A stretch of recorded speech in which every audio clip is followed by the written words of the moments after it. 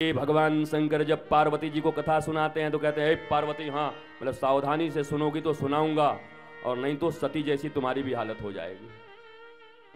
सती तो शंकर की पत्नी है, अर्धांगिनी है, जगदम्बा है, और ये जब जगदम्बा को सुसाइड करने की जरूरत पड़ सकती है तो तुम कौन हो?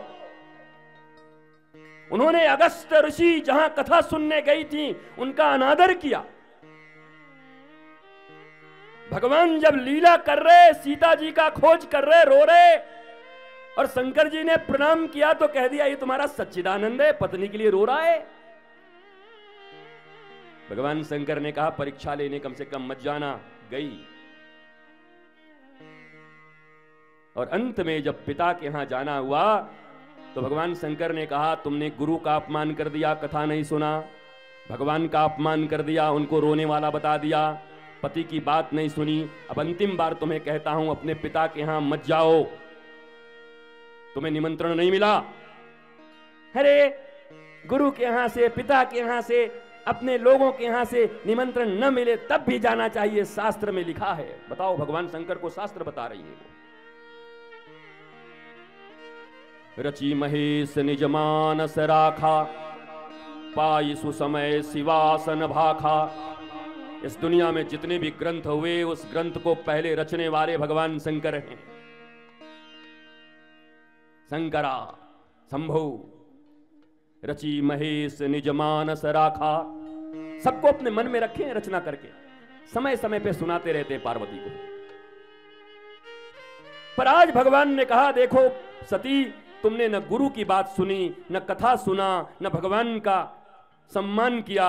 अब अंतिम बार तुमसे कहता हूं, आज मैं जो कहता हूं मान लो, मत जाओ पिता के यहां पर। नहीं, पिता के यहां क्यों नहीं जाऊंगी? पिताजी भूल गए होंगे निमंत्रण देना। आपका तो शुरू से मन नहीं रहता मैं कहीं जाऊं, मेरे मैके के खिलाफ में हैं आप। भगवान शंकर बोले जय हो माता, जाओ। और लगा दिया पीछे नंदी और भृंगी को कि जाओ न्यूज लेके आना थोड़ी देर में। माता जी गई, न गुरु की बात माने, न भगवान का सम्मान करे, न पति जिसको स्वामी कहते हैं उनकी बातों पर विश्वास करे। भगवान शंकर विश्वास के प्रतीक हैं। और फिर क्या हुआ? सती जो स्वयं जगदम्बा हैं, अपने ही पिता के यहां अग्नि में कूद गई। बताओ, एक गुरु की वाणी और गुरु की कथा को असावधानी से सुनने के कारण भगवान शंकर की अर्धांगिनी, जगत की जगदम्बा सती, उनको भी अग्नि में कूद जाना पड़ा। आत्मा को फल मिला, और फल खाना था किसको? बुद्धि को। धुंधली बुद्धि है। धुंधली क्या है? बुद्धि। पर कैसी बुद्धि है? बुद्धि का काम है डिसीजन मेकिंग करना, निर्णय लेना। पर जिसकी बुद्धि निर्णय नहीं ले पाती ना, उसी को धुंधली कहते। ये मत समझना कि भागवत में एक अकेली धुंधली है, यहां बैठे हुए लोग भी धुंधली। जिसकी बुद्धि निर्णय नहीं ले पाती, decisive mind, absence of decisive mind, निर्णय न ले पाने की क्षमता, उसी को धुंधली कहते।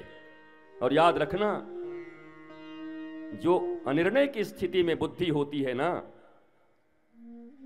जो पेंडुलम की तरह बुद्धि द्वंद्व में हिलती रहती है, वो अक्सर आत्महत्या की ओर जाती है। जितने भी सुसाइडल अटेम्प्ट हुए हैं, आप जाना जाकर के पूछना मनोचिकित्सक से, वो तो आज बताएंगे, हमारा शास्त्र पहले बता दिया। अंत में क्या हुआ? ये धुंधली अपने बेटे के अत्याचार से कुएं में डूबकर जाकर आत्महत्या कर ली। हर धुंधली को आत्महत्या करना पड़ता है। कोई यही धुंधली नहीं मरी है कि भागवत में एक धुंधली थी और कुआं में गिर के मर गई, आत्महत्या। बेटे ने इतना सताया पिता के जाने के बाद, धन कहां रखा है मेरा पिता, जल्दी धन दे, मुझे यहां जाना है। इतना सताया कि जाकर कूद के मर गई, डूब के मर गई। और हर द्वंदात्मक बुद्धि मरती है। अनिर्णय की स्थिति जिनकी जिंदगी में होती है, उनको मरना ही पड़ता है। इस संसार में जितने भी आत्महत्याएं हो रही हैं वो अनिर्णय की स्थिति के कारण हो रही है। हां ना, करूं नहीं करूं, मिलेगा नहीं मिलेगा, जाऊं नहीं जाऊं। तुम्हें डिसाइसिव माइंड चाहिए, निश्चयात्मकता बुद्धि, जो बुद्धि निश्चय कर सके। और यह तभी संभव है जब किसी लिविंग मास्टर के साथ रहोगे, अ स्पिरिचुअल बिलवेड मास्टर, आध्यात्मिक जीवंत गुरु, जिंदा माता पिता भाई बहन पत्नी पुत्र मित्र नातेदार रिश्तेदार सब जिंदा चाहिए। गुरु तस्वीर चाहिए, फोटो चाहिए।